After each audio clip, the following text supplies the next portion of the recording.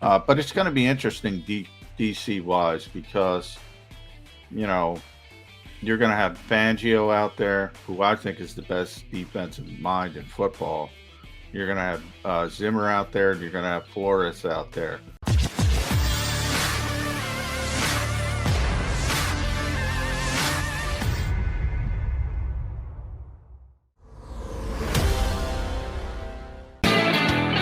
Mac guys here on Birds 365. Rob Gross for the Delco Times going to join us coming up in about 15 minutes from now. John did want to touch on a couple things, not directly related to the Eagles and Bucks on Sunday, but around the National Football League. And this is a football show. Yesterday, while we were on the air, we had a couple of guys find out that their services were no longer needed around the league. Coaches and general managers being given walking papers in Green Bay and in Chicago. Did the Flores thing come down before we wrapped the show yesterday, or was that afterwards? It was. I mentioned it when we were talking to Chris Franklin. That's when it broke. Okay. And I had a call last night from one of my favorite callers, one of my most loyal callers, but one of my craziest callers too, who has relocated from Allentown to where the hell is he now? Salem, Gus, who said if he were in charge of the Eagles, he would fire Nick Sirianni tomorrow to hire Flores as the next Eagles head coach. Come on. Said what? The guy comes in, takes over a team that was coached by a Super Bowl winning coach to a 4-11-1 record. He has a winning season and gets them into the playoffs. And I like Flores. I think he's a good coach, and I think he absolutely did not deserve to be fired yesterday. But he's 3 years with no playoffs, and Sirianni is 1 for 1. So I don't know how you actually come up with Plus, that. one thing, and I say this, I've been saying about the GM because, people have been killing me and pointing out, there's other parts of the job than, talented but draft picks, basically. Same thing with coaching. When people start talking about scheme or there are other things to the job. And one of the big things of the job is getting people on the same page and leadership and all these. And granted, these are nebulous terms, and there's no metric or no stat or nothing like that. But guess what? When you don't get along with the general manager, it's going to be difficult for the organization. Now, people in Miami are up in arms that they chose Chris Greer over Brian Flores. Fine, I'm not there every day. I don't know who's if Stephen Ross made the right decision or not. But the bottom line is the two of them weren't getting along, so you got to choose one of them. And this is one of the things I have criticized Howie Roseman in the past for. In the ability that he has grown and evolved in understanding. Look, you got to get along with people. If you can't do everything yourself, if you're a head coach, a GM, you got to delegate. You got to trust people. You got to bring in people. You got to get along with people. You got to lead people. Big part of it. And Nick Sirianni's done a wonderful job as a rookie head coach in this league. And you only expect it to improve here. Why anybody would want Brian Flores in Philadelphia is insanity. Insanity. Well, but I do think he's a talented coach. Do you not think he's a talented coach? Do you not? I think he's fine, but I think you have to learn what I just said.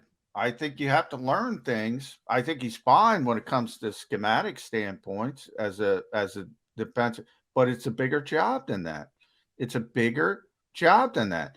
And your biggest job is leading people and getting as many people. You're never going to get everybody on the same page because it's impossible. But getting as many people on the same page as the leader of an organization, the on-field leader, that is the biggest definition of being a successful head coach in this league. And I don't think enough people realize that. Yeah. I'll take X and O's. If it's got to be a one or the other, yay or nay, can't have a combination of the two. I'm going to take X and O's over being able to get along with people. I'm sorry. Bill Belichick is one of the Emotional gruffest. intelligence, Bill Jeffrey Lord. Belichick is one of the gruffest guys I've ever met in my entire life. Yeah, but He's the greatest coach of all time. his players generally love him. He's corrupt to the media. So I'm you not talking about suggesting the that media. Flores' players don't like him in Miami? Well, I'm suggesting the GM and him weren't getting along. I have no Okay. idea with the players. I'm not What's there. Belichick's relationships been with his GMs over Well, the he is years? the GM, but he's got a great relationship with Ernie. He obviously has a great relationship with Josh McDaniels. He convinced him to leave the Colts at the altar. He's had great relationships with people. You talk to people who've been, and it's one of the things I talk about Bill all the time because he's got this reputation in public, but everyone says he's got a great sense of humor. If you sit him down, and I've only talked to the guy a couple times, I have no idea. I can just listen to other people. But you talk to somebody like Jim Schwartz, who Bill Belichick started in this league way back when in Cleveland. He's got reverence for him. I mean, and that's almost a quarter century ago. And the relationship is still there and still strong and all that stuff. So yeah, I don't think that's true about Bill Belichick. I think it's because he's trite and is sometimes short with the media. And by the way, at other times, if you ask him the right question, like he likes to talk about certain things, he likes to talk about the history of football, for instance, because he's a big history guy. And he might go on a 10-minute dissertation if you get him on the right day and the right subject that he wants to talk about. So to me, dealing with the media is important, and it makes your job easier as a head coach if you understand how to do it and manipulate things to your favor.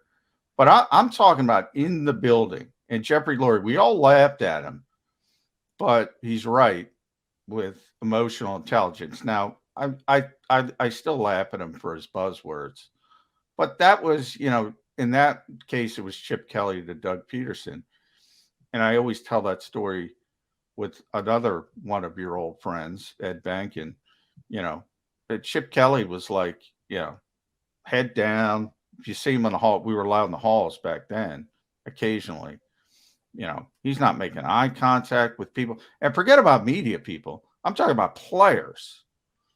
And then Doug Peterson shows up one day, and obviously he was here before, but you get my point. And he said, "Hey, how you doing?" He's talking to everybody. It's a little thing, but it's important. And I can't tell you, and I know I've said this on the show, Jody. I can't tell you how many times I've heard NFL people say, if you're hiring a scheme, you're doing it wrong. And Nick Sirianni is a perfect example of that in his success this season. It's okay to have a default setting. It's okay to have something you want to run. But if you don't have the players to run it, you better be like Nick Sirianni, and you better be able to change in week 7 or week 8 or whatever it was. Here's the point I was trying to make. And if you are right that it was an ownership decision to choose between Chris Grier and Brian Flores, I think the owner made the wrong call. I would have kept Brian Flores and gone and got myself another general manager. If you think the infighting between those two was the reason the owner felt the need to pull the plug on a coach, shame on the owner. That's just my opinion. That's my evaluation of the two guys in those key positions with the Dolphins. That came from my point of, I got a call last night that said the Eagles should fire Nick Sirianni to get Brian Flores. Now, I'm a Brian Flores fan. I hope he gets another shot. I think he did a damn good job down there in Miami, and I think they had no right to fire him yesterday. And again, if you say one of the two had to go, I would have gaslighted the GM and I would have kept the coach. That's just me, but I'm just saying the that's and again, I'm not there, so that's just what I've heard.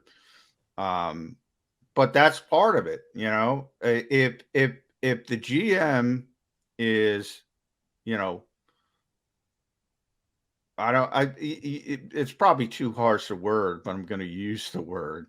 If the GM is manipulating people better than you In other words, he's getting people to like him, and that's, there's probably a better word I'll try to come up with. And it's part of the job. It's part of the job to get people to follow you. Well, was And that that why includes, by Doug the way, Peterson was fired here? well, Doug Peterson shouldn't have been fired, number one. Why was he fired? Apparently, Howie Roseman was better at manipulating people around him. Well, one real important one that kind of makes the call on everything. Jeff Lurie, shame on Doug Peterson because he could manipulate Jeff Lurie the same way Howie Roseman could. Well, one, Howie's tremendous at manipulating people. I mean, he's got more pelts on the wall than anybody in the history of the NFL. So that's number one. He wins those things. He did lose one once, but he stayed in the building and managed to manipulate it in the back door, and he still won in the end, and that's Chip Kelly. In the case of Doug Peterson, I mean, Howie wanted to keep Doug Peterson. That was a Jeffrey Lurie decision. So yeah, I mean, that's you can criticize Doug Peterson for, essentially checking out would be the way I would describe it, because he was tired of fighting for the things he wanted and he thought he earned the right, and the owner didn't think he earned that right. And that's where the Eagles disconnect came from. Every situation is different. And again, I'm not in Miami. I'm not there every day. I don't cover the team every day. But I do know as a coach, it's your job to get everybody on the same page when it comes to the football side of things. That's the biggest part of your job. Not game planning for Buffalo in week 7. The biggest part of your job is to be the leader of the on-field organization. Get as many people on board with your vision as possible. And by the way, the owner's got to be, the owner's always got to be number one on that list, because the owner can do whatever the hell he wants. Right.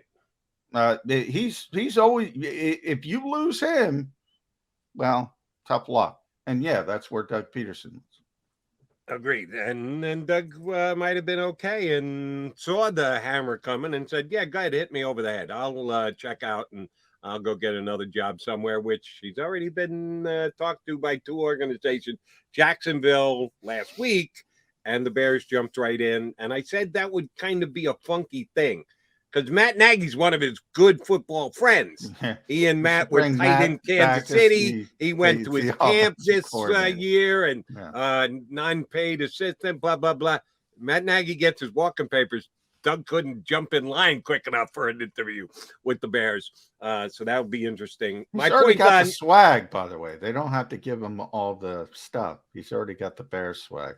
Exactly. My point on Flores more than anything I guess else is, if your bud, Jonathon Gannon, should get a job as a head coach in the National Football League this offseason, that he goes in and wows Bronco general manager who he already has a relationship with. Maybe he's got to sit down with the new owner as well. And he actually gets hired. I couldn't get Brian Flores in here fast enough to be the DC of the Philadelphia Eagles.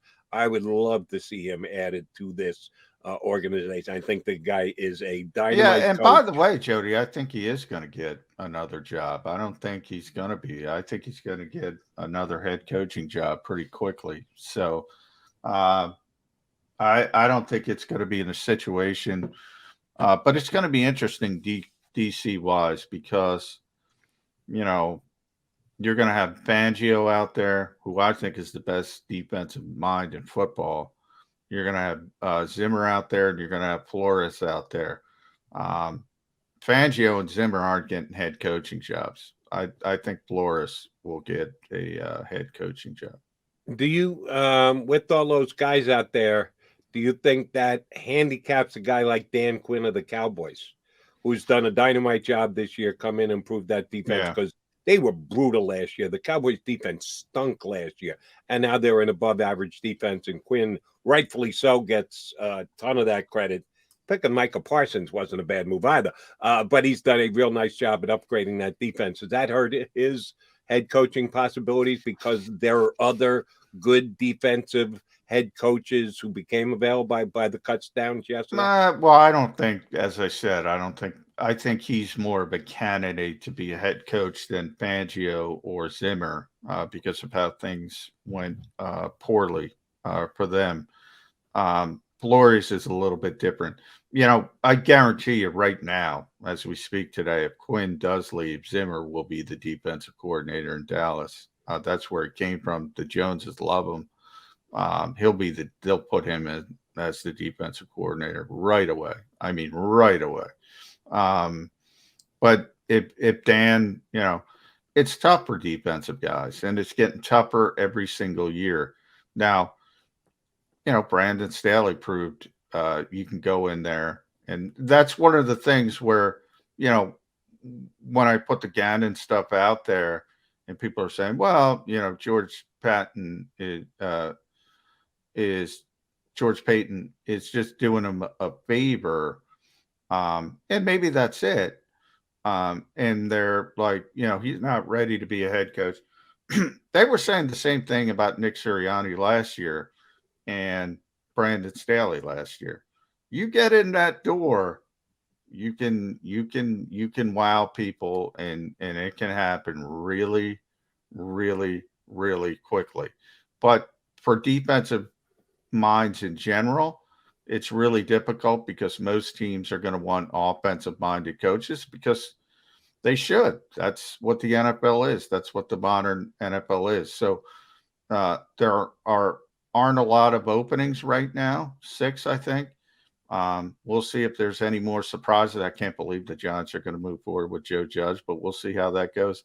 So it's tough. But if Dan gets a job, he's a better candidate than any of those names other than Flores. So if a defensive guy's getting a job, he's at the top of the list. Speaking of opening up the door, we're going to open up our door next. We're hoping to hear from Bob Groats from the Delco Times. We've still got 40 minutes left on this edition of Birds.